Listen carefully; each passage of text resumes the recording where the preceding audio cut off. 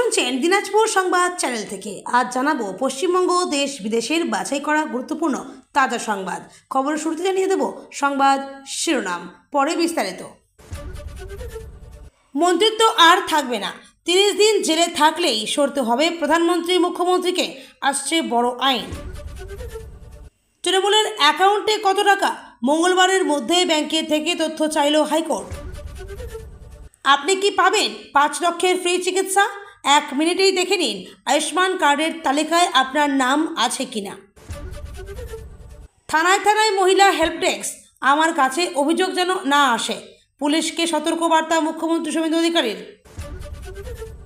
তার সামনেই তারস্বরে বাজল মাচুর গান, ভরা বাজারে ঘোরালো পুলিশ।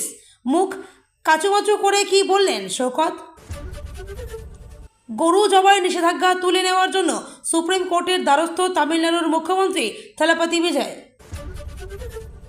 তৃণমূলের যে নেতা ঘরের ভেতর লুকিয়ে বসে আছে তাকে ময়দানে নামতে বললেন শ্রমিক ভট্টাচার্য, কার দিকে ইঙ্গিত? অন্নপূর্ণার টাকা কেন ঢুকলো না এখনো, শয়ে শয়ে মহিলা ফুঁসে উঠলেন। ফোন করলে 5 মিনিটেই হাজির হবে পুলিশ। দুর্গা স্কোয়াড ও সাইবার উইংয়ের সূচনায় ডেডলাইন বাঁধলেন মুখ্যমন্ত্রী। তৃণমূল ভাঙার চক্রান্তের মোক্ষম জবাব, গদ্দারদের ফেরাবো না, শহীদ সমাবেশ হবেই বললেন মমতা। জনতার দরবারে পরপর অনুরোধ, টাটা ক্যান্সার হাসপাতালে যাতায়াত সহজ করতে নতুন বাস রুটের অনুমোদন। মমতার নির্দেশে অভয়ার ভিসেরার নমুনা নষ্ট, আরজিকর কাণ্ডে প্রকাশ্যে বিস্ফোরক তথ্য। কৃষ্ণনগরে কেজি কেজি সোনা উদ্ধার, বিদেশে পাচারের ছক বানচাল পুলিশের, জালের স্বাদ। কেন ঢুকলো না অন্নপূর্ণার টাকা, ফুঁসে উঠে কি করলেন মহিলারা? এআই দিয়ে তৈরি ভুয়ো দৃষ্টান্তের সাপেক্ষে রায়, বিচার ব্যবস্থায় কৃত্রিম বুদ্ধিমত্তার ব্যবহারে উদ্বিগ্ন সুপ্রিম কোর্ট। ঋতু দত্তকে জিজ্ঞাসাবাদ করলে অনেক তথ্য সামনে আসবে, অভিষেকের ডিজে মামলায় বড় দাবি অভিযোগকারীর। উদ্বাস্তু নন বরং সংগ্রামের যোদ্ধা, দেশভাগের যন্ত্রণা মনে করিয়ে ওপার বাংলা থেকে আসা মানুষদের বড় বার্তা মোহন ভাগবতের। 200 বছরের পুরনো মন্দিরের টাকা তছরূপের চেষ্টা, আরজিকরের মৃত চিকিৎসকের পরিবারের বিরুদ্ধে চরম বিতর্ক, কি বললেন রত্না দেবনাথ? বিজেপির এজেন্ডায় ডিম বেগুন ঝিঙে নেই, তৃণমূলের অতৃপ্তটাই এ কাজ করছে, মহুয়াকে ডিম ছোড়া নিয়ে শ্রমিক। এবার শিক্ষাশ্রী স্কলারশিপে মিলবে আর্থিক সহায়তা, 5ম থেকে 8ম শ্রেণীর পড়ুয়াদের আবেদন কিভাবে? মমতার নির্দেশেই অভয়ার স্যাম্পেলে কারচুপি, আরজিকর মামলায় প্রাক্তন ফরেন্সিক আধিকারিকের বিস্ফোরক দাবি। কিছুক্ষণেই নবান্নে উচ্চ পর্যায়ের বৈঠক শুভেন্দুর, বাজেটের পরেই বড় কোনো পরিকল্পনা, কারা থাকবেন এই বৈঠকে? কাল থেকেই বদলে যাবে আবহাওয়া, 4 জেলায় অতি ভারী বৃষ্টির কমলা সতর্কতা, বইবে ঝোড়ো হাওয়া। কাঁচা পাকা কাঠামো ভাগ করেছেন, জানতে চাইল হাইকোর্ট, সব হকারের জন্য স্থগিতাদেশ। গদ্দারদের ফেরাবো না, কড়া বার্তার পর মমতার ঘোষণা, শহীদ সমাবেশ হবেই। এতক্ষণ শুনছিলেন সংবাদ শিরোনাম, এখন আসছি বিস্তারিত খবরে। তৎকালীন মন্ত্রী বা উচ্চপদস্থ রাজনৈতিক কর্তাদের জেলবন্দি অবস্থায় দায়িত্ব পালনের দিন কি এবার শেষ হতে চলেছে? গত বছর কেন্দ্রীয় স্বরাষ্ট্রমন্ত্রী অমিত শাহ সংসদে যে সংবিধান 130তম সংশোধনী বিল পেশ করেছিলেন তা এবার বাদল অধিবেশনে পাশের অপেক্ষায়। রাজনৈতিক মহলে জোর চর্চা, এই বিল আইনে পরিণত হলে প্রধানমন্ত্রী থেকে শুরু করে মুখ্যমন্ত্রী কেউই আর রেহাই পাবে না। বিলটির মূল লক্ষ্য কী? সূত্র মারফত জানা গেছে, প্রস্তাবিত এই বিলে একটি কঠোর ধারা রাখা হয়েছে, যদি কোনো প্রধানমন্ত্রী, মুখ্যমন্ত্রী বা মন্ত্রী 5 বছর কারাদণ্ড হতে পারে এমন কোনো গুরুতর অপরাধে অভিযুক্ত হন এবং টানা 30 দিন বিচার বিভাগীয় হেফাজতে থাকেন, তবে তাকে বাধ্যতামূলকভাবে মন্ত্রিত্ব বা পদ থেকে সরতে হবে। তবে এই আইন যেন রাজনৈতিক প্রতিহিংসার হাতিয়ার হয়ে না ওঠে, সেজন্য রিপোর্টে বেশ কিছু সতর্কতামূলক সুপারিশও রাখা হচ্ছে। কেন এই বিল আনলো সরকার? দিল্লির প্রাক্তন মুখ্যমন্ত্রী অরবিন্দ কেজরিওয়াল এবং তামিলনাড়ুর মন্ত্রী ভি সেন্থিল বালাজির গ্রেপ্তারের পরেও তাদের মন্ত্রিত্বে বহাল থাকা নিয়ে দীর্ঘ বিতর্ক তৈরি হয়েছিল। সেই ঘটনার প্রেক্ষিতেই সরকার এই বিল আনার সিদ্ধান্ত নেয়। যদিও গত বছর বিরোধীদের প্রবল বিক্ষোভে বিলটি যৌথ সংসদীয় কমিটিতে পাঠানো হয়েছিল। বাদল অধিবেশনে কি পাশ হবে এই বিল? আগামী 17 জুলাই বিলটির চূড়ান্ত রিপোর্ট গ্রহণ করতে চলেছে অপরাজিতা সারঙ্গীর নেতৃত্বাধীন যৌথ সংসদীয় কমিটি। 20 জুলাই থেকে শুরু হওয়া সংসদের বাদল অধিবেশনে বিলটি আলোচনার জন্য তোলা হতে পারে। সংখ্যাগরিষ্ঠতার লড়াই। রাজনৈতিক সমীকরণ বলছে বর্তমানে তৃণমূলের প্রাক্তন 20 জন সাংসদের এনডিএতে যোগ দেওয়া এবং ইন্ডিয়া জোট থেকে ডিএমকের দূরত্বের ফলে লোকসভায় এই বিল পাশের জন্য প্রয়োজনীয় 2/3 সমর্থন জোগাড় করা বিজেপির জন্য কিছুটা সহজ হতে পারে। তবে সংসদীয় ময়দানে বিলটি পাশ করানো সরকারের কাছে বড় চ্যালেঞ্জ হবে বলেই মনে করছে রাজনৈতিক বিশেষজ্ঞ মহল। তৃণমূল কংগ্রেসের অ্যাকাউন্টে কত টাকা রয়েছে আগামী মঙ্গলবারের মধ্যে জানাতে হবে। কলকাতা হাইকোর্টে এই সংক্রান্ত মামলার শুনানিতে নির্দেশ দিলেন বিচারপতি সৌগত ভট্টাচার্য। আগামী বুধবার এই মামলার পরবর্তী শুনানি। এই মামলায় আগেই পুলিশ, ব্যাংক কর্তৃপক্ষ এবং রাজ্য সরকারকেও পক্ষ করা হয়েছে। এই দিন মামলার শুনানিতে বিচারপতি আগামী মঙ্গলবারের মধ্যে ব্যাংক কর্তৃপক্ষকে নিজেদের বক্তব্য হলফনামা আকারে জানাতে নির্দেশ দিয়েছেন। পাশাপাশি এ বিষয়ে তদন্ত কতদূর এগোলো সেই বিষয়ে পুলিশকেও একটি রিপোর্ট জমা দেওয়ার নির্দেশ দেওয়া হয়েছে। বিধানসভা নির্বাচনের ফলাফলের পর দুই ভাগে বিভক্ত হয়ে গেছে তৃণমূল কংগ্রেস। একদিকে কালীঘাট তৃণমূল, অন্যদিকে ঋতব্রত বন্দ্যোপাধ্যায় তৃণমূল। এর মধ্যেই দলের 3টি গুরুত্বপূর্ণ ব্যাংক অ্যাকাউন্ট ফ্রিজ হওয়ার পর থেকেই চরম অস্বস্তিতে পড়েছে কালীঘাট শিবির। দলের তহবিলে আসলে কার অধিকার থাকবে তা নিয়েই মূলত আইনি লড়াইয়ে নেমেছে ঘাসফুল শিবির। প্রসঙ্গত, দলের প্রায় 440 কোটি টাকার এই বিপুল তহবিল নিয়ে বর্তমানে মমতাপন্থী বনাম ঋতব্রতপন্থীদের লড়াইয়ে তোলপাড় রাজ্য রাজনীতি। তৃণমূলের প্রাক্তন কোষাধ্যক্ষ অরূপ বিশ্বাস হঠাৎই এইচডিএফসি ব্যাংক কর্তৃপক্ষকে চিঠি পাঠিয়ে অ্যাকাউন্ট ফ্রিজ করার দাবি জানান, যার জেরে 3টি অ্যাকাউন্ট ব্লক করা হয়। এর মধ্যেই বিতর্কের আগুনে ঘি ঢেলে ঋতব্রত শিবিরের 10 জন বিধায়ক পুলিশের কাছে লিখিত অভিযোগ দায়ের করেন। তাদের দাবি ছিল দলের এই 440 কোটি টাকার উৎসে এবং লেনদেনের স্বচ্ছতা নেই, তাই অবিলম্বে অ্যাকাউন্টগুলি ব্লক করা হোক। বিধায়কদের এই চিঠির ভিত্তিতেই পুলিশ প্রশাসন ও ব্যাংক তড়িঘড়ি পদক্ষেপ করে অ্যাকাউন্টগুলি ফ্রিজ করে দেয়। আইনি ও রাজনৈতিক টানাপোড়েনের মধ্যেই বৃহস্পতিবার তৃণমূল কংগ্রেসের তহবিল প্রসঙ্গে বড় নির্দেশ দিল কলকাতা হাইকোর্ট। তহবিল সংক্রান্ত মামলায় সমস্ত পক্ষের বক্তব্য লিখিত আকারে জমা দিতে বলা হয়েছে।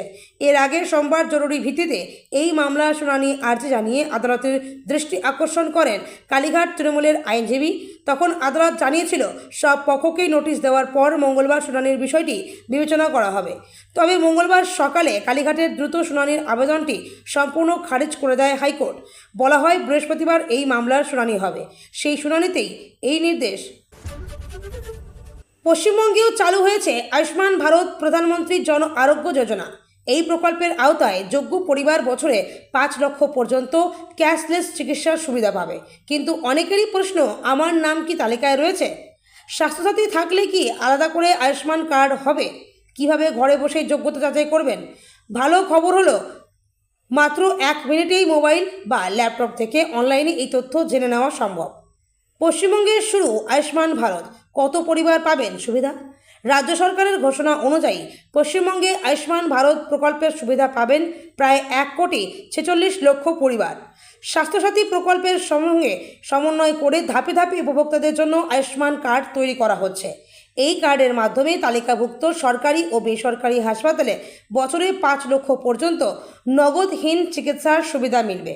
আপনি যোগ্য কিনা ঘরে বসেই জেনে নিন। আবেদন করার আগে বা কার্ড তৈরির অপেক্ষায় থাকলে প্রথমেই জেনে নেওয়া জরুরি আপনার নাম আদৌ প্রকল্পের সুবিধাভোগীদের তালিকায় রয়েছে কিনা। এর জন্য কোথাও যাওয়ার প্রয়োজন নেই। মোবাইল ফোন বা কম্পিউটার থেকেই কয়েকটি সহজ ধাপ অনুসরণ করে নিজের যোগ্যতা যাচাই করা যাবে। কিভাবে অনলাইনে আয়ুষ্মান কার্ড এলিজিবিলিটি চেক করবেন? যোগ্যতা যাচাই করতে নিচের ধাপগুলি অনুসরণ করুন। ধাপ 1, আয়ুষ্মান ভারতের অফিসিয়াল ওয়েবসাইট pmj.government.in এ যান। দ্বিতীয় ধাপ, হোম পেজ থেকে এম আই এলিজিবল, আমি কি যোগ্য অপশনে ক্লিক করুন। তৃতীয় ধাপে নিজের মোবাইল নম্বর লিখে ওটিপির মাধ্যমে লগ ইন করুন। চতুর্থ ধাপে এরপর রাজ্য জেলা প্রকল্পের নাম নির্বাচন করুন।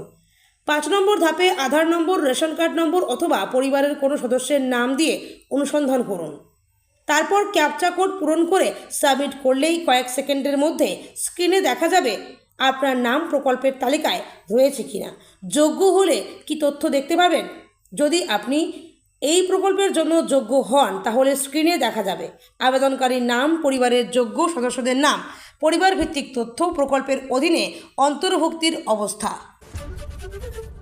সরকার গঠনের পরে মুখ্যমন্ত্রী শুভেন্দু অধিকারী পুলিশের আধুনিকীকরণের পাশাপাশি সব থানায় মহিলা হেল্প ডেস্ক গঠনের কথা ঘোষণা করেছিলেন।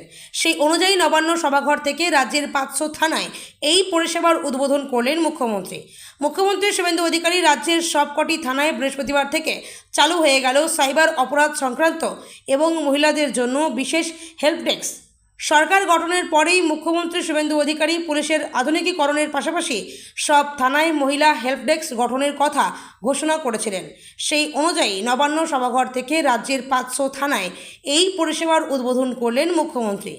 এই হেল্প ডেস্ক দিনরাত 24 ঘন্টাই খোলা থাকবে এবং প্রশিক্ষিত মহিলা পুলিশ কর্মীরা মোতায়েন থাকবেন। মহিলারা তাদের সমস্যার কথা মহিলা পুলিশ কর্মীদের যাতে জানাতে পারবেন, তাদের পরামর্শ পাবেন এবং প্রয়োজনে কাউন্সেলিংয়ের সুবিধাও পাবেন। একই সঙ্গে থানায় থানায় সাইবার হেল্প ডেস্কও চালু করা হয়। যে কোনো সাইবার প্রতারণার সঙ্গে যত দ্রুত জাতীয় সাইবার অপরাধ পোর্টালে অপরাধ নথিভুক্ত হবে তত প্রতারণার টাকাও ফেরত পাওয়ার সম্ভাবনা বাড়ে। পুলিশি পরিভাষায় যাকে বলে গোল্ডেন আওয়ার। বৃহস্পতিবার রাজ্য পুলিশের ডিজি সিদ্ধনাথ গুপ্ত এই কথা মনে করিয়ে দিয়ে বলেন, ভুক্তভোগী বা প্রতারিতের সঙ্গে ন্যাশনাল সাইবার ক্রাইম রিপোর্টিং পোর্টালের সঙ্গে সমন্বয়ের কাজ করবে এই বিশেষ হেল্প ডেস্ক। 2022 সালের কেন্দ্রীয় সরকার থানায় থানায় মহিলা হেল্প ডেস্ক তৈরির জন্য অর্থ বরাদ্দ করেছিল বলে জানান ডিজি সিদ্ধনাথ। তিনি বিগত সরকারের আমলে সেই প্রকল্প রূপায়িত করেন হয়নি বলে অভিযোগ। নারী সুরক্ষার জন্য দুর্গা বাহিনীও যাত্রা শুরু করল বৃহস্পতিবার। এলাকায় মহিলাদের ওপর অপরাধ ঠেকাতে এই দুর্গা বাহিনীর সদস্যরা মোটর বাইকে টহল দেবেন। প্রথম দফায় 213 মোটরসাইকেল বরাদ্দ করা হয়েছে মহিলা পুলিশ কর্মীদের জন্য। ধাপে ধাপে এই সংখ্যা বাড়ানো হবে। পুলিশের পরিকাঠামো উন্নয়নের পদক্ষেপ হিসাবে কলকাতা সংলগ্ন পুলিশ জেলাগুলিতে লাইভ অডিও ভিডিও সম্প্রচারের 20টি যন্ত্র এবং ক্যামেরা বরাদ্দ করা হয়েছে বৃহস্পতিবার। কলকাতা পুলিশ দীর্ঘদিন ধরে এই যন্ত্র ব্যবহার করছে। কোনো বড় মিছিল, আইনশৃঙ্খলা সংক্রান্ত সমস্যায় লাইভ সম্প্রচার দেখা যাবে পুলিশের কন্ট্রোল রুম থেকে। ফলে লাইভ পরিস্থিতি বিশ্লেষণ করে দ্রুত সিদ্ধান্ত নিতে পারবেন পুলিশ কর্তারা। এতদিন তাকে উদ্দেশ্য করেই বাজানো হতো ভাইরাল হওয়া মাছ চোর গান। বৃহস্পতিবার ক্যানিংয়ের প্রাক্তন বিধায়ক শওকত মোল্লার সামনেই তারস্বরে বাজলো মাছ চোর। যদিও সব শুনেও কিছু করার ছিল না অসহায় শওকত মোল্লার, কারণ তখন তিনি পুলিশের ঘেরাটোপে। এনআইএর হাতে গ্রেপ্তার হওয়ার পর একটি ধর্ষণ মামলার তদন্তে শওকত মোল্লাকে হেফাজতে নিয়েছে জীবনতলা থানার পুলিশ। শওকত এবং আরও বেশ কয়েকজনের বিরুদ্ধে জীবনতলা থানায় ধর্ষণের অভিযোগ করেন এক মহিলা। এদিন দুপুরে ক্যানিংয়ের প্রাক্তন বিধায়ককে জীবনতলা বাজার এলাকায় ঘোরায় পুলিশ। যদিও পুলিশের দাবি ঘটনার পুনর্নির্মাণের জন্যই নিয়ে আসা হয়েছিল শওকতকে। প্রাক্তন তৃণমূল বিধায়ককে যখন জীবনতলা বাজারের রাস্তা দিয়ে পুলিশ হাঁটিয়ে নিয়ে যাচ্ছে তখনই ভিড়ের মধ্যে থেকে জোরে জোরে মাছচোর গান চালিয়ে দেওয়া হয়। যদিও শওকত মোল্লার দাবি তার বিরুদ্ধে আনা অভিযোগ মিথ্যে। সংবাদ মাধ্যমের প্রশ্নের উত্তরে ধৃত তৃণমূল নেতার সংক্ষিপ্ত প্রতিক্রিয়া, আমার বিরুদ্ধে চক্রান্ত করা হচ্ছে। শওকত মোল্লাকে যখন জীবনতলা বাজার দিয়ে পুলিশ ঘোরাচ্ছে তখন সেখানে হাজির ছিলেন তার পরিবারের সদস্যরাও। প্রাক্তন তৃণমূল বিধায়ককে যেভাবে পুলিশ রাস্তায় নিয়ে ঘুরিয়েছে তাতে তীব্র আপত্তি জানিয়েছেন শওকত মোল্লার মেয়ে। তার পাল্টা হুঁশিয়ারি, এভাবে ওনাকে পুলিশ ঘোরাতে পারে না, আমরা প্রত্যেকের বিরুদ্ধে মানহানির মামলা করব। চলতি বছরে মে মাসে তামিলনাড়ুতে গরু জবাই সম্পূর্ণ নিষিদ্ধ করে রায় দেন মাদ্রাজ হাইকোর্ট। এখন এই রায়কে চ্যালেঞ্জ করে সুপ্রিম কোর্টের দ্বারস্থ হয়েছে থেলাপাতি বিজয়ের নেতৃত্বাধীন টিভিকে সরকার। রাজ্য সরকার সুপ্রিম কোর্টে তাদের বক্তব্য উপস্থাপন করে বলেছে, তামিলনাড়ুতে গরু জবাই সংক্রান্ত যে আইন বিদ্যমান রয়েছে হাইকোর্টের দেওয়া রায় সেই আইনের সঙ্গে সামঞ্জস্যপূর্ণ নয়। এর আগে গত 27শে মে উৎপাদন বৃদ্ধি ও গ্রামীণ অর্থনীতির উন্নতির স্বার্থে 1976 সালে জারি করা সরকারি আদেশ কার্যকর করে রাজ্য জুড়ে গরু ও বাছুর জবাইয়ের ওপর তাৎক্ষণিক নিষেধাজ্ঞা জারি করেছিল মাদ্রাজ হাইকোর্ট। এখন সেই নির্দেশকে চ্যালেঞ্জ করে সুপ্রিম কোর্টের দ্বারস্থ হয়েছে তামিলনাড়ু সরকার। সুপ্রিম কোর্টে দায়ের করা স্পেশাল লিভ পিটিশনে থেলাপাতির সরকার বলেছে, হাইকোর্টের নির্দেশ তামিলনাড়ু পশু সংরক্ষণ আইন 1958 পরিপন্থী। ওই আইনে বলা রয়েছে 10 বছরের বেশি বয়সী যেসব গরু কোনো কাজ করতে বা প্রজননে সক্ষম সংশ্লিষ্ট কর্তৃপক্ষের অনুমতি সাপেক্ষে শুধু সেই সব গরু বা বাছুর জবাই করা যায়। এছাড়া আরও বেশ কয়েকটি আইনের উল্লেখ করে দীর্ঘ আদালতে বিজয়ের নেতৃত্বাধীন সরকারের অভিযোগ, গরু জবাইয়ের সম্পূর্ণ নিষেধাজ্ঞা জারি করে রাজ্যের আইনসভার কাজে হস্তক্ষেপ করছে হাইকোর্ট। উচ্চ আদালত তার এখতিয়ারের বাইরে গিয়ে কাজ করেছে। গত 27শে মে মাদ্রাস হাইকোর্টের বিচারপতি জি.আর. স্বামীনাথন ও বিচারপতি ভি. লক্ষ্মীনারায়ণের ডিভিশন বেঞ্চ নির্দেশ দেয়, পশু জবাই শুধু অনুমোদিত কসাইখানাতেই করা যাবে। একই সঙ্গে রাজ্যের মুখ্য সচিব ও বরিষ্ঠ পুলিশ কর্তাদেরও মুসলিমদের পরব ঈদুল আজহা সহ অন্য যে কোনো দিন গরু ও বাছুর জবাই ঠেকাতে প্রয়োজনীয় ব্যবস্থা নেওয়ার নির্দেশ দেওয়া হয়। কালীগঞ্জে বিধায়কের বাড়িতে বৈঠক চলাকালীন মহুয়া মৈত্রকে লক্ষ্য করে ডিম ছোড়া, কালো পতাকা দেখানো এবং চোর চোর স্লোগান ওঠার ঘটনার পেছনে আগেই বিজেপিকে দায়ী করেছেন তৃণমূল সাংসদ মহুয়া মৈত্র। নিজের লাইভ ভিডিওতেই উনি দাবি করেছিল, বিল্ডিংয়ের নিচে যে ভিড় জড়ো হয়েছে সেখানে বিজেপির পতাকাও দেখা যাচ্ছে। এরপরে অন্য একটি ভিডিওয় তাকে বিজেপির বিরুদ্ধে অপশব্দ ব্যবহার করতেও দেখা দিয়েছে। অন্যদিকে সংবাদ মাধ্যমে দেওয়া সাক্ষাৎকারে বিজেপির রাজ্য সভাপতি শ্রমিক ভট্টাচার্য দাবি করেছেন, এই ডিম ছোড়াছড়ি আসলে তৃণমূলই করছে, ওদের দলের অভ্যন্তরীণ ব্যাপার। পশ্চিমবঙ্গ বিজেপির রাজ্য সভাপতি শ্রমিক ভট্টাচার্য বুধবার তৃণমূল কংগ্রেসের সাংসদ মহুয়া মৈত্রের তোলা বিজেপি কর্মীদের ডিম ছোড়ার অভিযোগ খারিজ করে দেন। পাল্টা শ্রমিকের দাবি, এই ধরনের ঘটনার জন্য বিজেপি নয়, বরং তৃণমূল কংগ্রেসের অভ্যন্তরীণ কোন্দলই দায়ী। কোন নেতার দিকে ইঙ্গিত শ্রমিকের? বিতর্কের জবাবে শ্রমিক ভট্টাচার্য বলেন, এই ডিম ছোড়াছড়ি বন্ধ হওয়া উচিত। তৃণমূলের যে নেতা ঘরের ভিতরে লুকিয়ে বসে আছেন তার মাঠে নেমে আসা দরকার। তৃণমূলকে আক্রমণ করছে। তিনি আরও প্রশ্ন তোলেন, এই ধরনের ঘটনায় জড়িত ব্যক্তিদের পুলিশ কিভাবে চিহ্নিত করবে? তার কথায়, যদি কেউ পকেটে ডিম নিয়ে যান, পুলিশ তাদের কিভাবে ধরবে? সেটা শনাক্ত করার কোনো যন্ত্র নেই। মেটাল ডিটেক্টরের তো ডিম ধরা পড়ে না, তাই নতুন একটি যন্ত্র আনতে হবে। কারণ বাংলায় এমন প্রযুক্তি নেই, আর গোটা দেশেই এমন কোনো যন্ত্র আছে কি না তা নিয়েও আমার সন্দেহ রয়েছে।